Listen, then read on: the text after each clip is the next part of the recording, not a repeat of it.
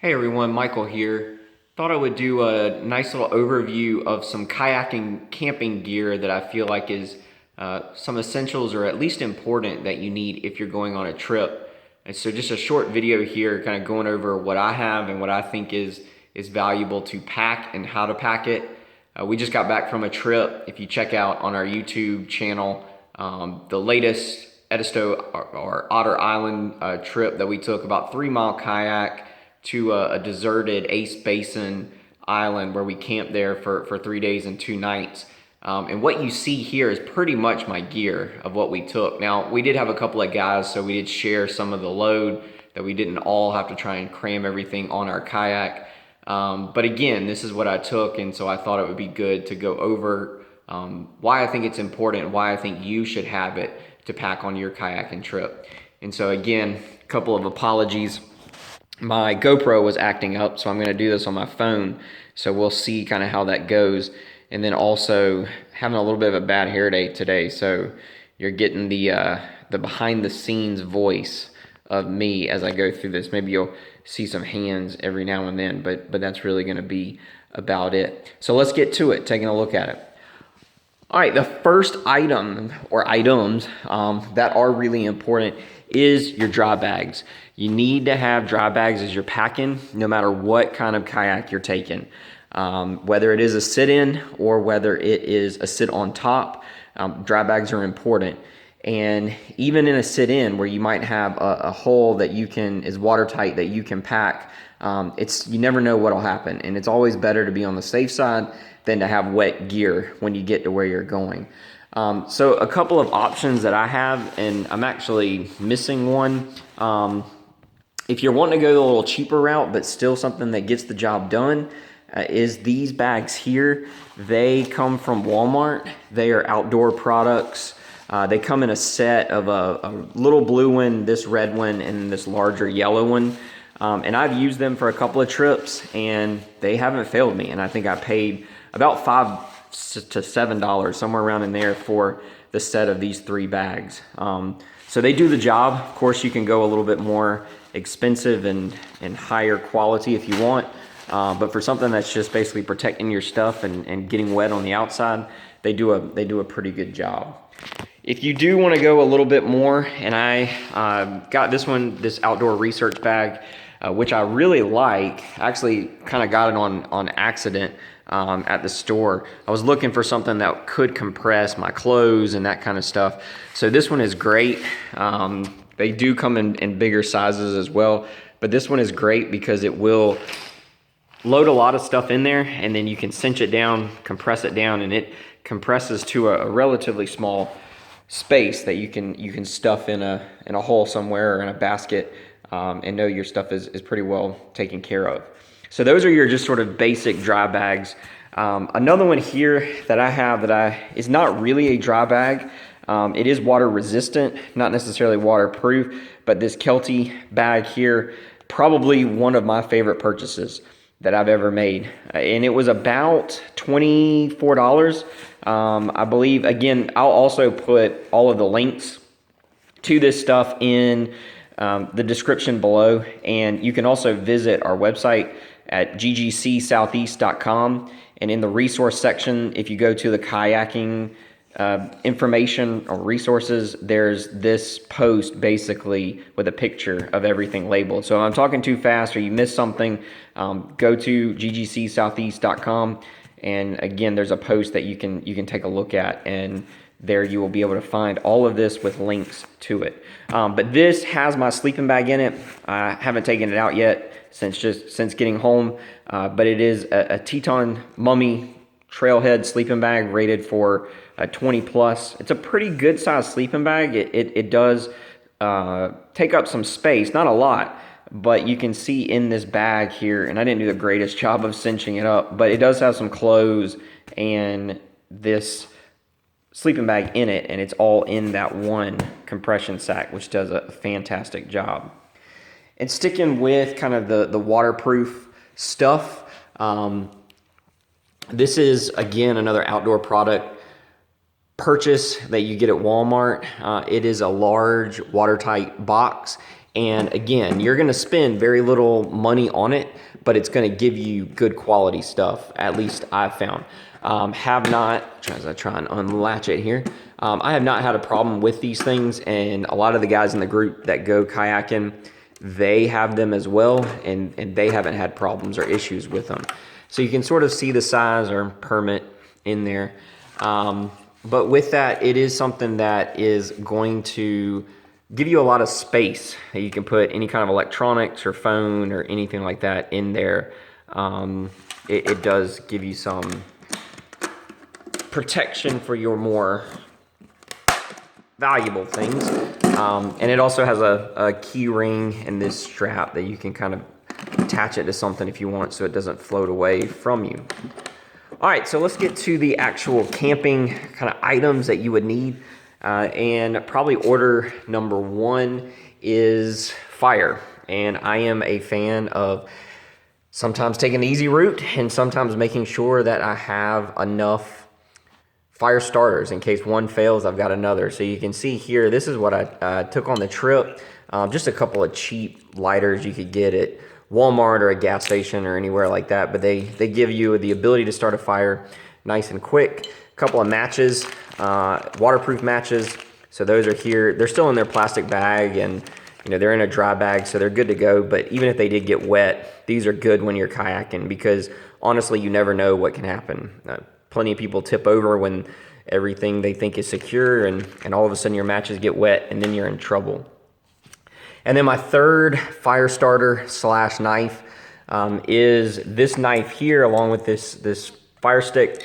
It sounds like something Amazon would make. But looking at this, it was, again, a really cheap purchase that I got. The knife is actually pretty decent quality, and I've only used it once, but overall it worked pretty flawlessly. I may actually do a review on this product at some point.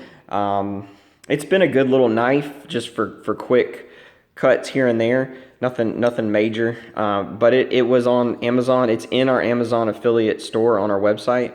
And so, if you want to spend $10 and get these two things together, they are there. And again, I'll probably do a review on this, but this is something that the paracord handle is probably not the most comfortable, but overall the knife does the trick and does what it needs to do. Moving on to the next thing is cooking for me. And I am one that is a creature of habit when it comes to cooking. Is there sets that you can get that are way better? Absolutely. But these are just kind of the things that I tend to use and hold on to. So the first thing is this campfire grill. We did have a campfire stove. Another person brought it, so that's why you don't see it in my stash of stuff here. I would highly recommend that. Sometimes you can't always make a fire. I know, for example, if you were to go kayaking down the Congaree River here in South Carolina and take a break to camp in the Congaree National Park, they do not allow campfires. So you have to have a way of getting around that by using a camp stove. But if you do have the ability to make a campfire, which we did on this particular trip, this is a good little grill. Doesn't take a whole lot of room up, and it folds up nice and flat to pack.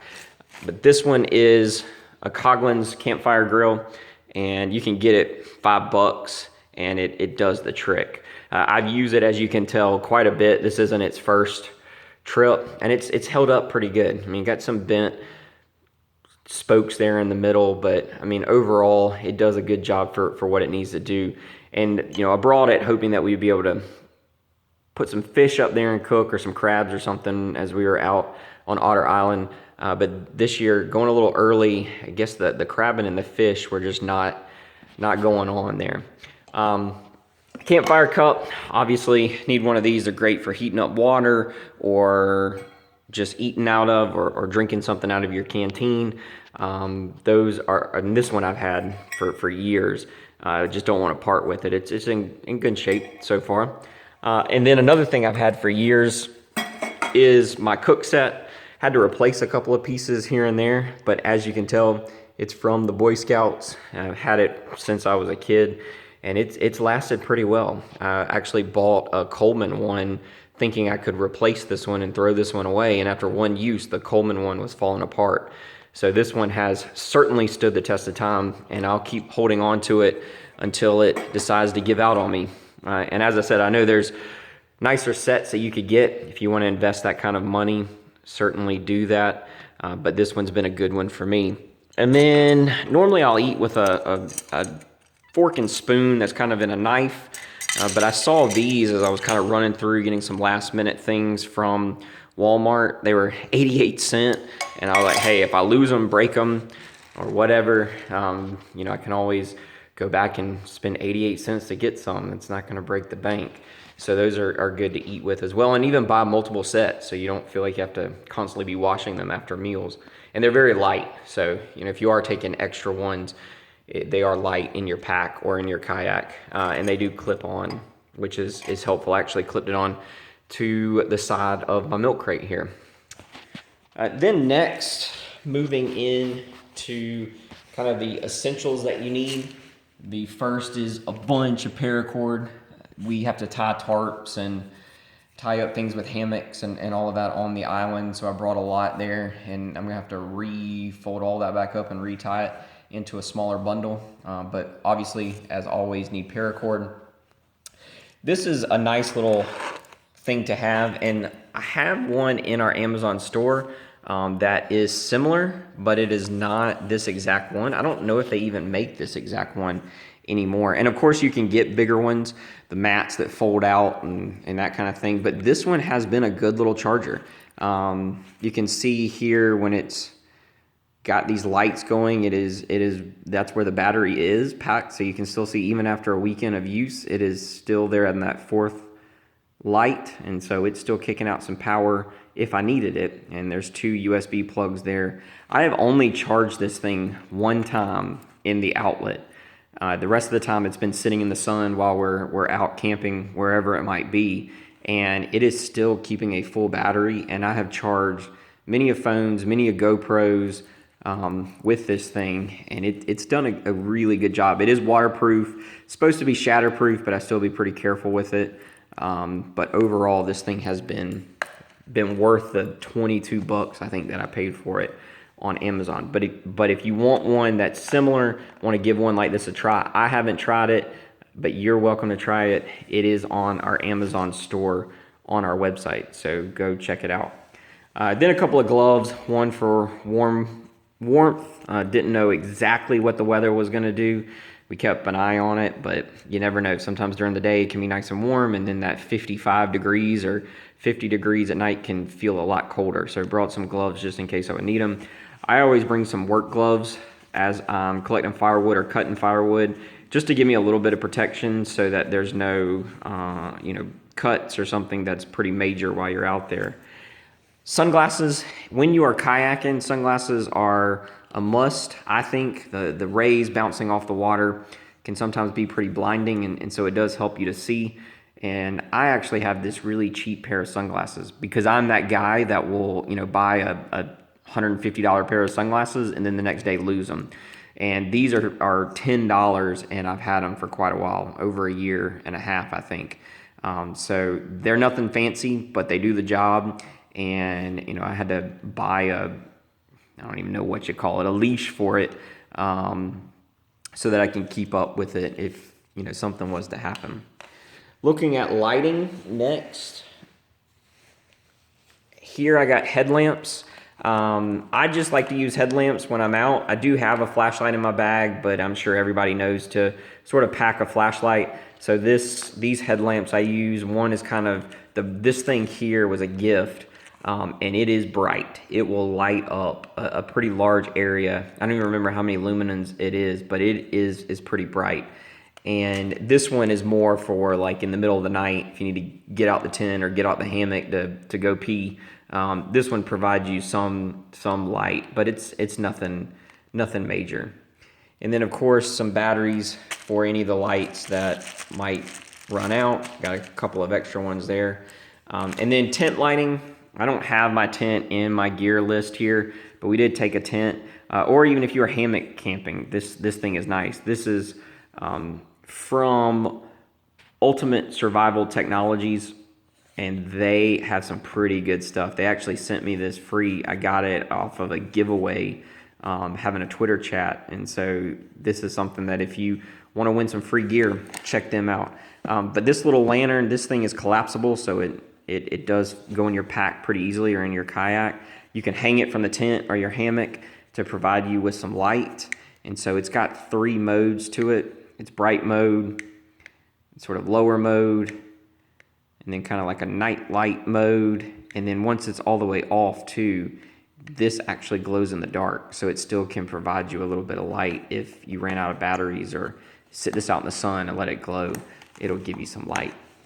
Speaking of sleeping and how we slept, again, we did bring a tent and hammocks. The majority of the guys tried to do some hammock camping. I'm still trying to find my way in it. I guess I'm a purist in the sense that I like just being in a tent. But certainly I am getting into hammock camping. And part of the reason is this thing right here. If you are going to buy a hammock and you don't want to pay the amount of the Enus or Enos, I don't even know what they are because I just can't even afford one, so I don't even want to purchase it. But Bare Butt makes a fantastic hammock. Pretty much everybody on the trip had one. It was one of those things where one person got one in a giveaway months ago, and they started using it on trips, and it was like wildfire. I mean, everybody just had to get one. It spread so quickly. They make a fantastic hammock. This hammock is the double. I think all they make is a double, and you should probably get the double anyways, even if you're like me and not very big. It still, for sleeping, just gives you enough room, and you can sort of fold it over you like a taco, and so it makes for a comforting sleep. And the singles sometimes are just a little too small. But in this is the ropes and the hammock, so it packs up nice and tight for you. You can get these separate straps for it that make setup a lot easier, and probably hold a little bit more weight than the ropes, but I haven't got those yet. I'm wanting to do that, but just right before this trip, I was like, all right, I'm gonna hammock camp, and so I got this one very quickly. So do take that if you go hammock camping or kayak camping. It's a lot easier to take this than it is to take a tent, and so if you have the ability to hammock camp, highly recommend it. Here's my Teton pillow. This thing is fantastic as well. Didn't cost me a whole lot of money, $10, but it is comforting, and it is something that I don't camp without. They make great products as well, and great company, just like Bare Butt, and you need to go check them out. This is a great, like I said, my sleeping bag is a Teton, and this pillow is great as well. All right, as we kind of wind everything down here, looking at kind of the last minute of the last of the major essentials being food, and I like to eat. So this is just some of the food because, of course, I ate it when I was on the trip. And I do recommend when you're kayak camping that it's really nice, at least I think, to take these backpacking meals because they're light, they fit in your kayak pretty easily. You can kind of cram them in a dry sack or in the hole somewhere where you need to, because where we were going, we actually had to take water, and we're on an island in the middle of the ocean. There is no fresh water, so we did take water for us that we needed, but sometimes you have to be a little sparingly on your water if you're doing a trip like that. So I like these MREs because they don't require water. You just kind of open them up and eat them, or open them and heat them and then eat them, but they don't require water. Mountain House, those ones, I did take some of those if you're willing to use some of your water if you need it. If water's not a concern, those are great options as well. Then kind of my bag of snacks and water flavoring and granola bars. I'm a coffee person, can't go out without my coffee, so I even have Splenda with some creamer in it. And then peanut butter is always, whether I'm hiking or whether I'm kayaking, I always take a small thing of peanut butter, just because, in an emergency situation, this gives you a lot of protein and a lot of calories that can help kind of sustain you until help is able to arrive. So peanut butter is always a good option. Of course, TP, some hand sanitizer, make sure everything stays nice and clean, but don't leave home without the TP, pretty important. Do make sure too you put it in something that is watertight. Don't want to all of a sudden get there and have soggy toilet paper. That does nobody any good. Toothbrush, of course, got to have good dental hygiene as well even when you're camping or hiking. This is a great little piece that I take with me. Even though, yes, we were in the middle of the ocean where there was no access to fresh water, at least on the beach. Now, you may be able to find something on the island or somewhere where you're camping, but this is the Survivor filter.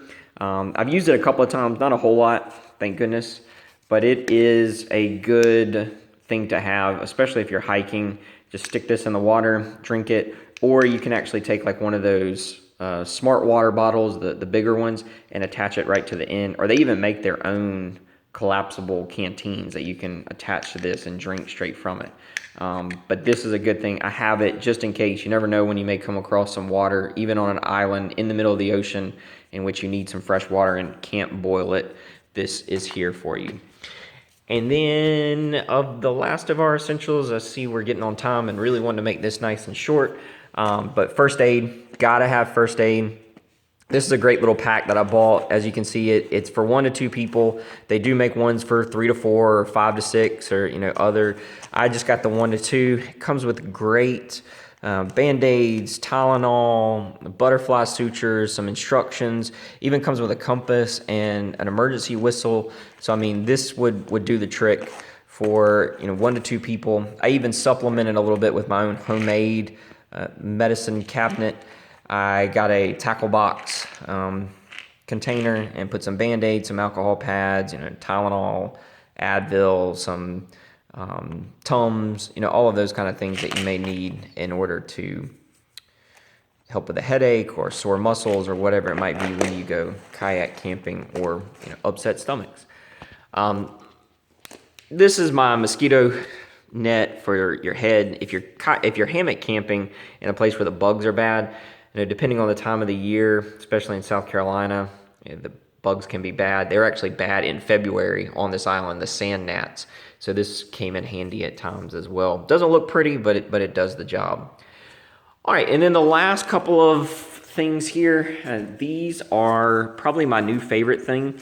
I got them just because we were going in February and I didn't have a decent pair. So I spent a little more money on these and got them. They're Neosport. You can get them on Amazon, 35, 36 bucks. And of course, you can probably get some even better pairs if you're willing to spend the money. But these were really good. I was glad to have these. They kept my feet warm.